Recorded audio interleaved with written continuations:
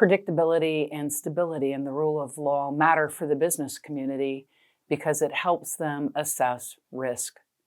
Every business across Ohio, in order to grow, has to consider the risks of markets, of product line, of emerging industries, but also they have to associate the risk of the rule of law. Is it stable and predictable? Can they actually depend on it to be unchanging in making that next decision? Stability and predictability in the rule of law is one of the signature markers that the Heritage Foundation uses when they actually assess the economic index of economic freedom every spring. That rule of law of whether or not a country has the rule of law, whether it's applied fairly and impartially, and or whether the government can reach into a judicial decision and alter it. One of the things that you've seen happen over the last 3 years has happened in Poland, where the independent, separate judiciary has been overtaken, and the judiciary marched against the overtake of the independent judiciary.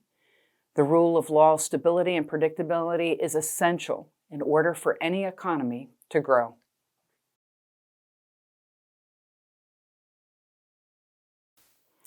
When you begin having a conversation about judicial philosophy, you have to think of it in terms of what does a judge or how does a judge think?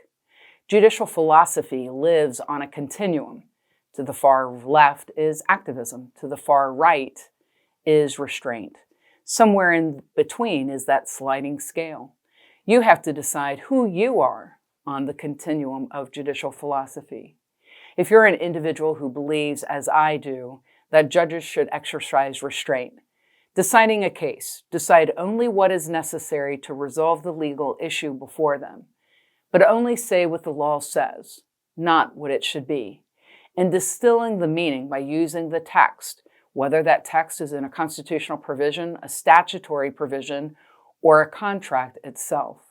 That stability and predictability in the law comes from our use of judicial restraint, never altering the meaning.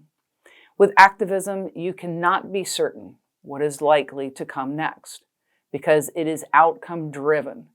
It is essential that business owners focus on their vote on those judges who actually exercise judicial restraint. It is that helps the business economy grow. Someone who actually honors their limited role in government to say what the law says, not what it should be. Just because you have the power doesn't mean you should exercise it. And when I say that, judges have the ability to decide a case, and they can decide it based on the outcome they're desirous of, but that will not give you stability and predictability in the rule of law. You spend untold numbers of dollars, hours, in order to influence what the General Assembly is going to do or not do because of your voice. The way that they do their business, taking opponent and proponent testimony, and then creating a statutory scheme.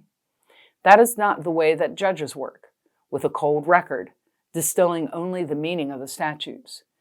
Judicial restraint, saying what the law says, not what it should mean, is essential to the stability and predictability of our economy and our growth.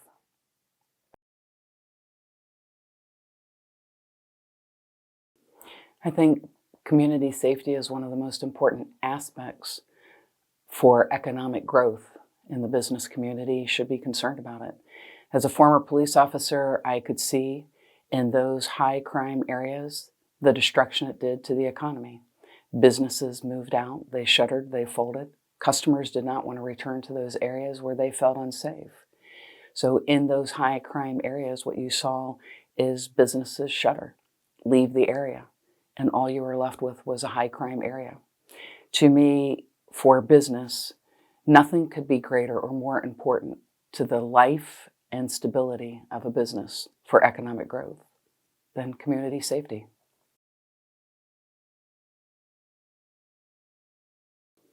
I would ask your members to use the QR code that the Chamber has developed to share my message and who to vote for justices in the coming election, I would ask you to go to www.kennedyforohio.com, share my website with your family and friends, and to help support my effort by physically supporting the effort by advancing the vote with your family and friends, but also contributing to the campaign. Thank you so much for your time.